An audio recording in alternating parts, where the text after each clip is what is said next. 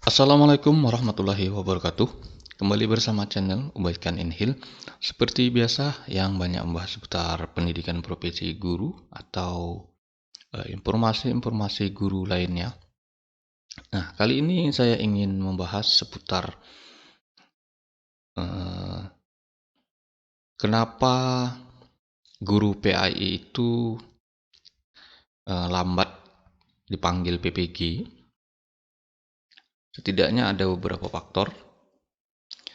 Berdasarkan catatan saya, ya 5. Jadi mungkin Bapak Ibu bisa melihat yang mana yang penting. Nah, tentu juga berdasarkan juknis. Nah, ini juknis PPG terbaru yang dikeluarkan oleh Kementerian Agama. Ini tahun 2022. Dan di tahun 2022 itu ingin saya tegaskan bahwa Kemenak itu mengeluarkan 2 juknis. Yang pertama itu per Maret. Nah, itu di tahap 1, PPG tahap 1 dan tahap 2. Tahap 1 saja, mohon maaf. Nah, untuk yang tahap 2 dan tahap 3, juknisnya ini. Kenapa saya katakan berbeda? Jadi Bapak Ibu bisa browsing atau ketik di Google juknis PPG Kemenak. Nah, nanti akan Bapak Ibu temukan kalau yang terbaru itu nomor suratnya ini 332. Yang satu lagi saya lupa karena saya fokus ke yang ini. Nah, nanti perbedaannya itu sangat menonjol di sini. Di linearitas mapel. Nah, di sini dia Bapak Ibu. Nah, di sini Bapak Ibu bisa lihat yang saya bahas ini. Nah, itu mapel kependidikan, manajemen pendidikan dan sosiologi Islam itu tidak ada. Bapak Ibu bisa lihat khusus untuk pendidikan agama Islam. Bapak Ibu bisa lihat tidak ada prodi atau program studi atau ijazah yang dibahas ini adalah yang hilang di sini adalah sosiologi Islam, kependidikan atau manajemen pendidikan Islam itu tidak ada. Nah, di bawahnya adalah agama lain. Nah, ini yang terbaru. Nah, dan ini juga lagi dibahas oleh teman-teman MPI karena mereka memang banyak lulusannya dan juga banyak sudah mengajar PAI namun sekarang tidak bisa PPG. Baik itu yang di madrasah maupun di PAI sekolah umum atau di Kemendikbud. Nah, jadi ini yang memang yang terbaru. Nah, kembali ke tadi. Nah, ini dia. Kenapa guru PAI itu tidak dipanggil? Nah, setidaknya yang pertama berdasarkan ini nomor KMA nomor 19 atau nah ini dia nih. Sesuai ketentuan dalam pasal 66 Peraturan Pemerintah nomor 19 tahun 2017 tentang guru. Jadi Kemenak sekali lagi belum update atau belum upgrade seperti guru di Kementerian Pendidikan. Jadi dia masih memakai aturan lama. Padahal di Kementerian Pendidikan itu sudah mengkategorikan guru itu sesuai TMT-nya. TMT 2015 ke bawah itu kategori 1. Kategori 2 TMT 2016 hingga 2019 awal Januari. Lewat dari itu masuk prajabatan. Nah, untuk di Kementerian Agama belum lagi mengkategorikan itu. Nah, jadi sekali lagi Bapak Ibu yang ber-TMT setelah 2015 itu kemungkinan tidak akan dipanggil untuk saat ini sesuai juknis ini karena Kemenak masih menggunakan aturan lama. Nah, jadi yang dipanggil sekarang adalah yang ber-TMT di bawah 2015.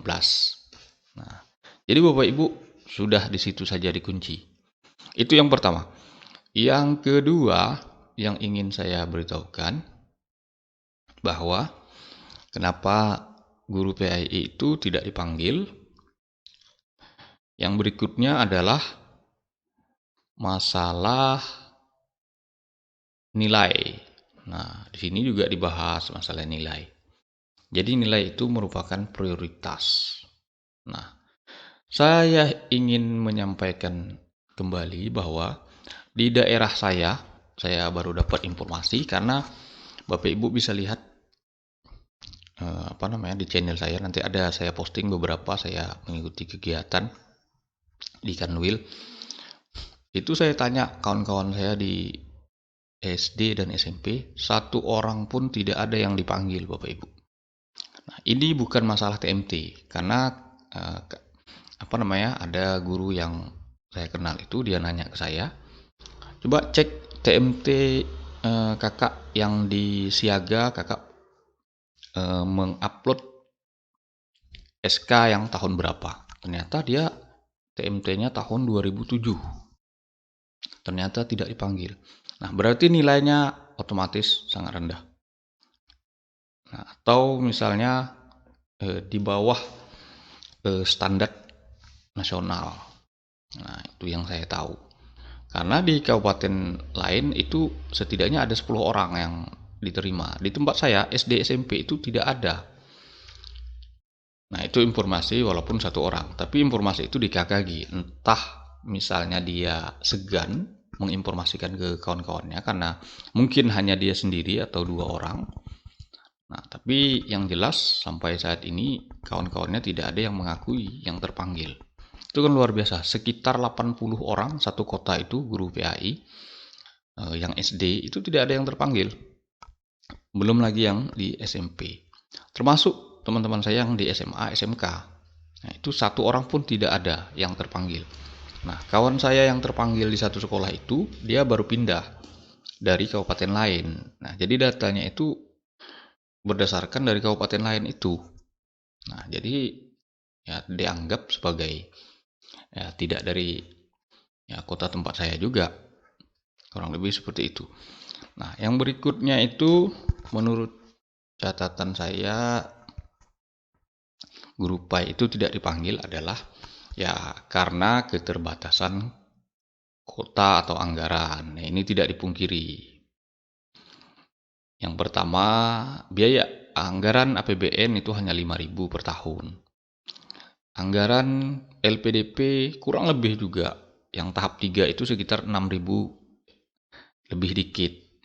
Nah, berarti sudah 11.000. Tambah biaya APBD. APBD anggaplah misalnya 5.000. Berarti hanya 16.000 per tahun. Nah, itu pun baru tahun ini yang ada 3 jenis pembiayaan itu. Nah, di tahun 2021 saat saya, itu pembiayaan hanya 2 saja. LPDP belum ada. Biaya APBD dan biaya APBN. Waktu tahun 2021 saat saya, biaya APBD itu tahap 1. Biaya APBN itu di tahap 2. Nah, karena waktu itu memang sudah sangat siap Pemda-pemdanya. Karena memang sudah jauh-jauh hari melakukan kerjasama. Nah, berbeda di tahun ini. Nah, bercampur. Di tahap 1 itu rata-rata biaya APBN kalau tidak salah.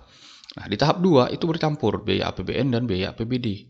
Nah, di tahap ketiga juga ada biaya LPDP dan juga ada biaya APBD. Nah, jadi sangat luar biasa. Mungkin itu saja untuk pembahasan kali ini, Bapak Ibu. Mungkin nanti akan saya tambah lagi selain dari yang 3 ini. Demikian saya akhiri. Wassalamualaikum warahmatullahi wabarakatuh.